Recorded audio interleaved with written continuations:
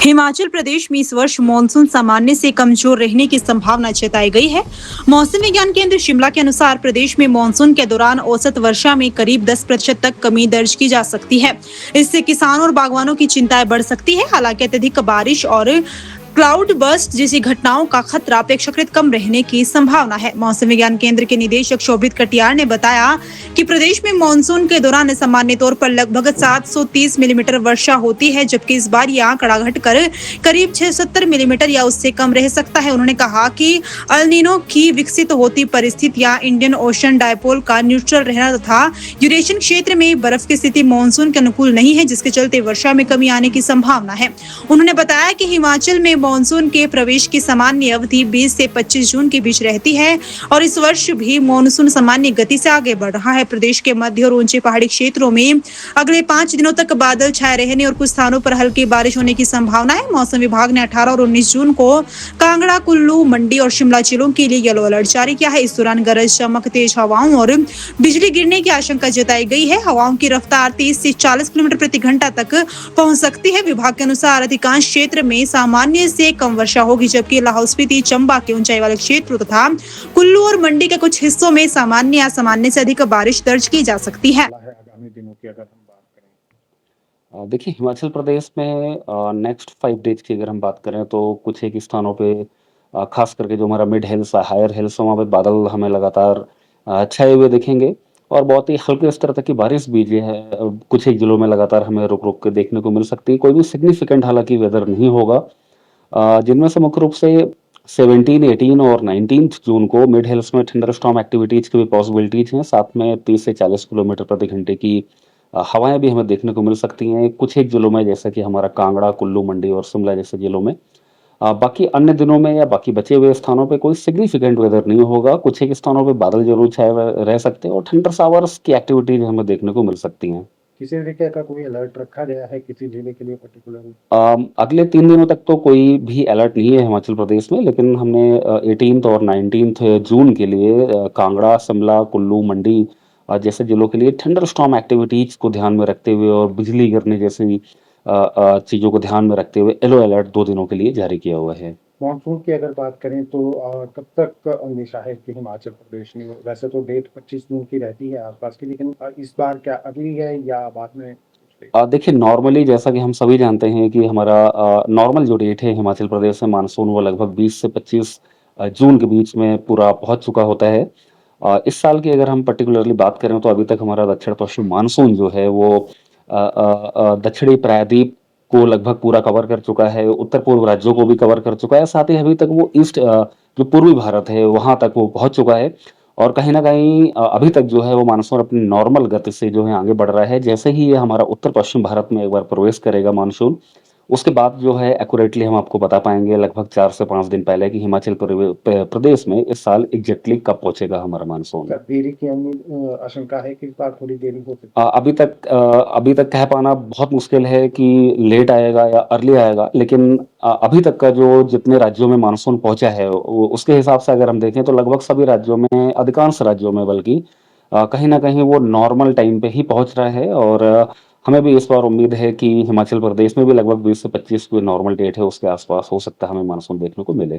जून की अगर बात करें तो क्या नॉर्मल बारिश हुई है या सामान्य से ज्यादा बारिश इस बार जून में रिकॉर्ड की गई? देखिए जून का जो प्रेडिक्शन है हमारा 1 जून से लेकर के 30 जून तक हिमाचल प्रदेश के अधिकांश जिलों में हमें नॉर्मल से कम बारिश मिलने की उम्मीद है। सिर्फ हमें लाहौल स्पीति, चंबा जिले के ऊंचाई वाले स्थान और कुल्लू जिले के कुछ एक स्थान और साथ ही जो कुल्लू जिले से लगे हुए जो मंडी जिले के जो क्षेत्र हैं, इन क्षेत्रों में यानी कि लाहौल स्पीति, चंबा, कुल्लू और मंडी के कुछ एक एक स्थानों पे नॉर्मल से हमें ज़्यादा बारिश देखने को मिल सकती है।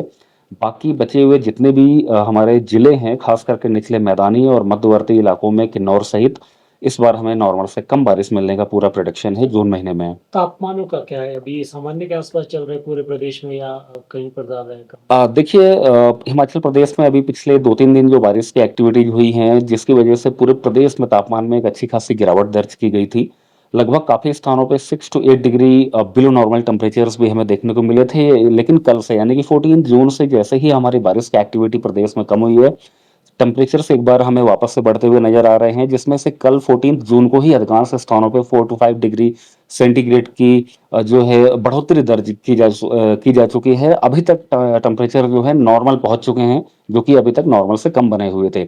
आगे आने वाले दिनों में भी अगले 2 से 3 दिनों में निचले मैदानी इलाकों में हमें तापमान जो है लगातार 2 से 3 डिग्री और ज़्यादा बढ़ते हुए नज़र आ सकते हैं। लेकिन हायर हिल्स में कोई सिग्निफिकेंट चेंज नहीं होगा, तापमान लगभग इसी रेंज में बने रहेंगे और अगले नेक्स्ट 4 टू 5 डेज में टेम्परेचर्स बढ़ेंगे ज़रूर, लेकिन कोई बहुत ज़्यादा हाई टेम्परेचर्स, हीट वेव की स्थिति जो है उसकी पॉसिबिलिटी बहुत कम लग रही है पूरे प्रदेश में आने के लिए। हिमाचल में देखा गया है कुछ सालों से लगातार मानसून में काफी ज्यादा तबाही भी होती है, सामान्य से काफी अधिक बारिश होती है, तो क्या इस बार भी कोई ऐसा संदेश है कि बहुत ज्यादा बारिश मानसून में? देखिए, नॉर्मली अगर हम पुराने आंकड़ों के आधार पे बात करें तो जब-जब जो है हमें मानसून में नॉर्मल से ज़्यादा बारिश देखने को मिली है, उन सालों में हमेशा एक्सट्रीम वेदर्स यानी कि भारी बारिश या क्लाउड बर्स्ट, एक्सट्रीमली हैवी की घटनाएँ भी हमें ज़्यादा देखने को मिली हैं।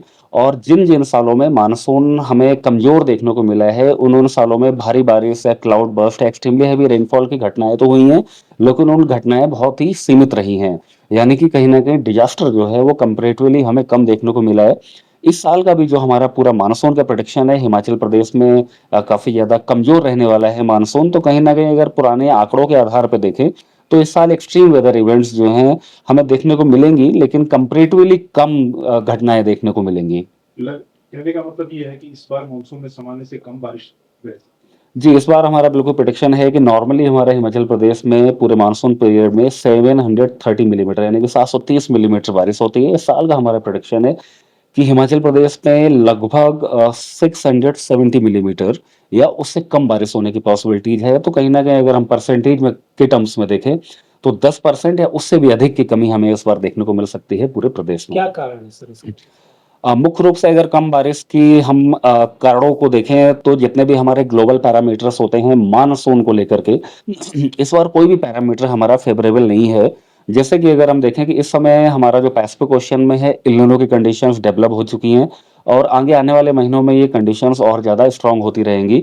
जब हमारा एल नीनो ईयर्स होते हैं, पूरे प्रदेश सहित पूरे देश में हमें बारिश कम मिलती है। दूसरा जो मुख्य कारण है हमारा मेन जो इंडियन ओशन डाइपोल जिसको हम बोलते हैं, जो कि हमारा इंडियन ओशन में प्रेशर कंडीशंस होती हैं, वो भी कहीं न कहीं न्यूट्रल बनी हुई हैं। जब भी हमारा Indian ocean dipole positive phase में होता है, हमें काफ़ी अच्छी बारिश मिलती है। इस बार वो न्यूट्रल ही रहेगा आगे भी, तो कहीं न कहीं बहुत ज़्यादा अच्छी बारिश हमें नहीं देखने को मिलेगी। साथ ही जो हमारा यूरेशियन रीजन है, वहाँ पे जो स्नो कवर है, वो भी हमारे मानसून को अफेक्ट करता है। इस साल वो भी फेवरेबल नहीं है। तो अगर हम ब्रॉडली देखें तो जितने भी ग्लोबल पैरामीटर्स हैं, चाहे वो एल नीनो की कंडीशन हो, चाहे वो इंडियन ओशन डाइपोल हो या यूरेशियन प्लेट की जो हमारा स्नो कवर है, यूरेशियन रीजन का जो हमारा स्नो कवर है, कोई भी पैरामीटर बहुत ज़्यादा फेवरेबल नहीं है अच्छी बारिश के लिए। दीदी, आपने अपनी शादी में किस किस को बुलाया था यार? मैं तो बहुत ही कंफ्यूज हूँ। उन्हीं को बुलाया जो परदादी की शादी में थे। परदादी की, नाना नानी की शादी में भी थे नाना नानी की, और मम्मी पापा की शादी में भी आए थे। कौन है बताओ? फतेहचंद ज्वेल्स जो 5 जनरेशन से हरियाणा हिमाचल के प्रेफर्ड वेडिंग ज्वेलर्स हैं। और अब उनके नए डिजाइन्स, वही शादी वाली फैलावट, 30% कम वेट पे, गर्दन पे भी बोझ नहीं और तेरी पॉकेट पे भी नहीं। मेरी पॉकेट? पर इसका बिल तो आप भर रही हो ना दीदी। अब छोटी को ज्वेलरी रुबीना दिलाएंगी या कोई और, ये फैसला बाद में होगा, मगर वेडिंग ज्वेलरी 121 सालों से फैसला एक ही है। Fatehchand jewels, preferred wedding jeweler since 1904.